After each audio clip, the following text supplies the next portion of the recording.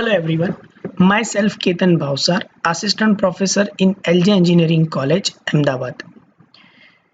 In this session, we discuss about image enhancement in spatial domain. It's unit number 2 from SAM 7 IC. Enhancement technique. Now first question arises in our mind, why enhance the image or why enhancement technique is generally used? As you can see, when you apply any input image or image can be captured from any devices, like you can capture with your smartphones, normal cameras, any DSLR cameras, fine. So it's come with a specific noise and it comes with some irrelevant data. So enhancement technique is generally used to remove unnecessary content from the image and improve the quality of data or in terms of image. Image is nothing but it is one of the matrix, fine. So after applying the enhancement technique, we are getting a better image according to our specific application. As you can see, there are the two main domain when we are dealing to improve the quality of image: spatial domain and frequency domain. Whenever you apply any modification or whenever we apply any specific technique to improve the quality of data, then we have to work in frequency domain, because with help of the frequency domain only you can improve the quality of data. Types: basically when we try to improve the quality of image, there are the main two techniques. One is the point processing and second one is neighborhood processing. In point processing, we have to deal with a specific image or we have to deal with a specific pixel at a time. So it's called as a point processing. In neighborhood processing, we have to deal with the neighbor of the particular pixel. So your output is depend not only on the particular pixel but also depend on the neighboring pixels. Okay, so these are the main two techniques when we are dealing with a point processing method.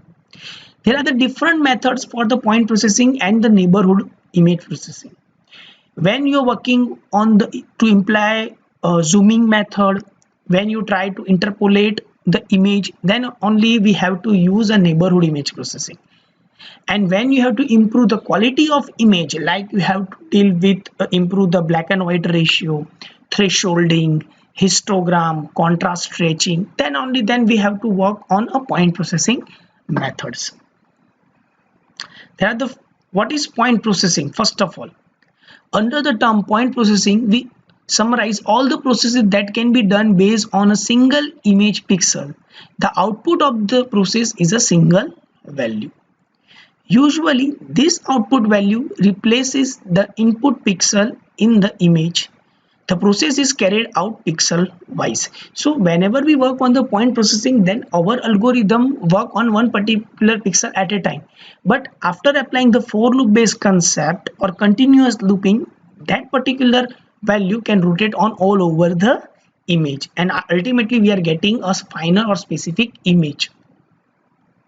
An example, a number of examples we are given in terms of this lecture: gray level mapping, histogram, segmentation using thresholding, and many more.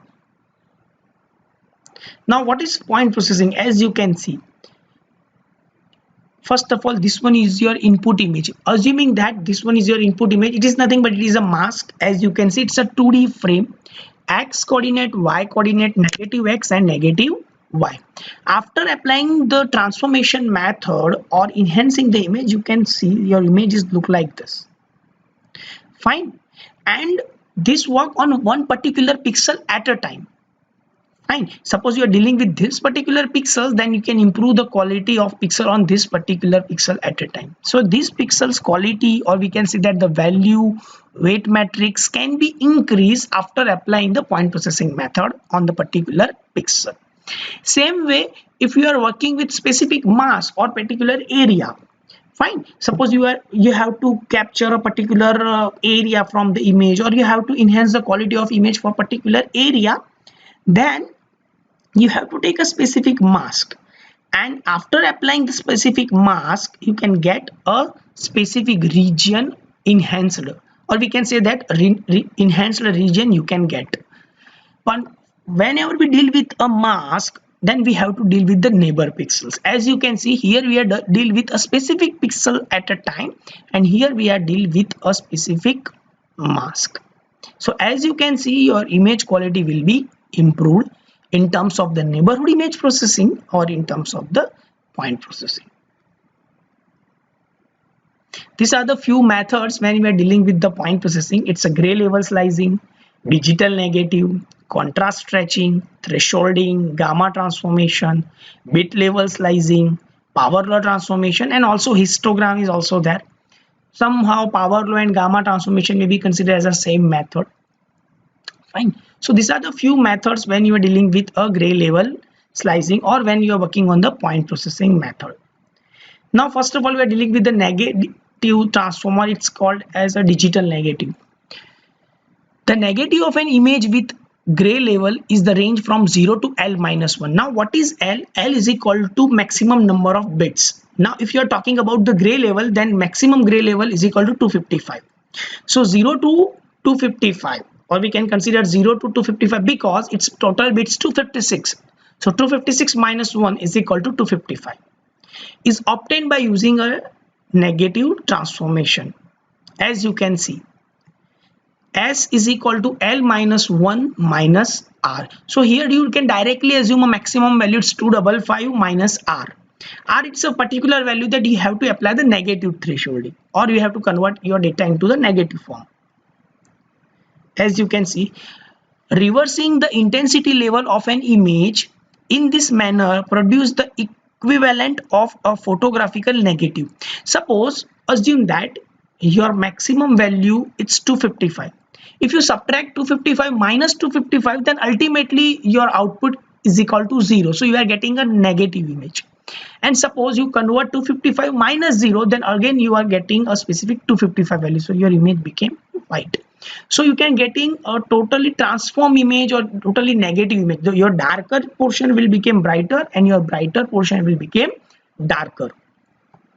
This type of processing is particularly suited for enhancing white or gray detail embedded in dark region of an image. So whenever you want to improve the quality of image, then and only then we have to work on specific area, and for that we can improve the quality of image using digital negative or negative transform.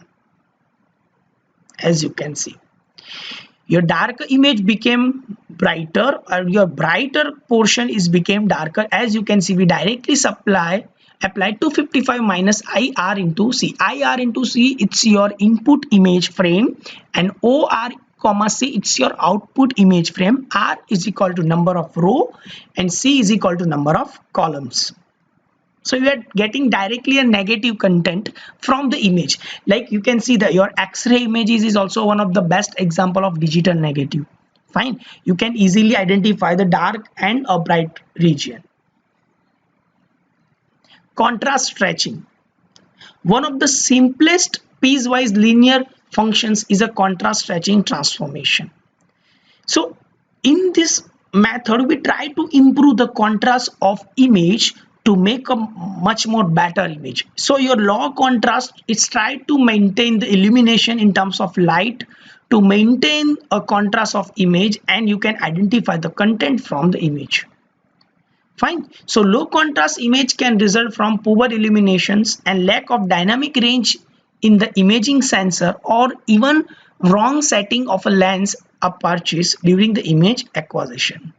The idea behind contrast stretching is to increase the dynamic range of gray level in the image being proceeding. Fine. So whenever you deal with a contrast stretching, then ultimately we try to improve the contrast level of the image, and we try to balance the low contrast area, and we try to balance it on medium region as much as possible.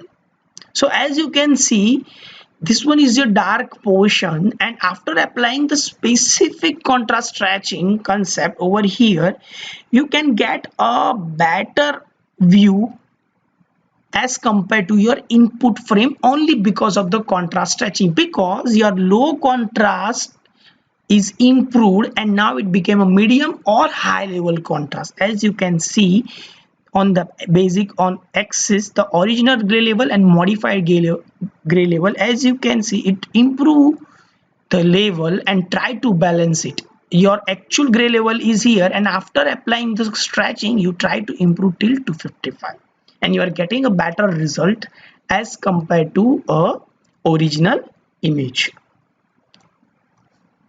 Now thresholding is one of the most popular method that we already deal thresholding in terms of the electronics parts or in terms of any electronics component. The thresholding is play a main role to convert your data from darker to the lighter or lighter to the darker. So as you can see, this one is your dark region and this one is your light region. As you can see, R is your range from 0 to 255. So we ideally assume that below 128 we are considered as a dark region, and greater than 128 we are considered as a light region, that as you can see. In many vision application, it is useful to be able to separate out the region of the image corresponding to objects in which we are interested from the regioning of the image that correspond to background. So using the thresholding method, we can identify the particular area or region that we are interested in. Number of biomedical applications we are dealing with the thresholding concept, because thresholding is play a main role to highlight or identify the meaningful content from the image, or it can remove the background from the content. Thresholding often provides an easy and convenient way to perform this segmentation on the basis of the different intensity or color in the foreground and background region of an image. So based on the segmentation method, the thresholding is also play a main role to identify a meaningful content from the image in terms of the foreground and background. When we're dealing with the foreground, then we are interested in object, and when we're dealing with the background, then we are try to remove or manage the background. In addition, it is often useful to be able to see what area of image consists of pixel whose value lie within a specified range or band of intensity. So with help of the thresholding, you can easily differentiate the two different classes or pixels value which is available in image, and you can also make a separate range with help of the specific value. So thresholding is play a main role when we are dealing with a specific frequency content. Bit plan slicing. See, bit plan slicing is one of the most popular method. It can be used in different areas or different security system to hiding your information, to encrypt your data, to decrypt your data, to provide a security. We use a bit plan slicing. In bit plan slicing, we are working on the binary bit patterns. We have to convert your value into the unsigned integer 8-bit, and after getting the unsigned integer 8-bit, we convert that value into the binary format. Fine. So it is very useful when you are dealing with the LSB and MSB method. It's a least significant bit and most significant bit. Instead of highlighting the gray level ranges, highlighting the contributions made to total image appearances by specific bits might be desired. Suppose that each pixel is in range is represented by 8-bit. As I already told you, you have to convert your data into the 8-bit. So as you can see, we have to work on particular bits. It's starting from 0-bit to the 7-bit. So total it's 8-bit is equal to 1 byte data. So either we have to work on the MSB bit or LSB bit. So we can directly work on specific bit patterns with help of a bit plan slicing. So all the lowest order bits in the bytes comparing the pixels in the image, and the plain symbol containing all the higher order bits. So as I told you, when you are dealing with a 0 or a least significant bit, we have a low range value or we have low contrast value, and when you are dealing with a high contrast value and when we are dealing with the high range value or high order bits, then we have to work on a specific content of higher order. As you can see, it's a low significant bit and this one is the most significant bit from the image. Fine. So we are getting a specific output at a time with help of this method. So I hope you like this session, and if you have any doubt related to point processing method, related to the neighboring method that we are done or we will implement in the next lecture, and still we have a few techniques is available, fine, then we have to deal with that in next session. So thank you very much, and if you have any doubt, then you can please contact me on my email ID, or you can contact me on my WhatsApp number. Thank you.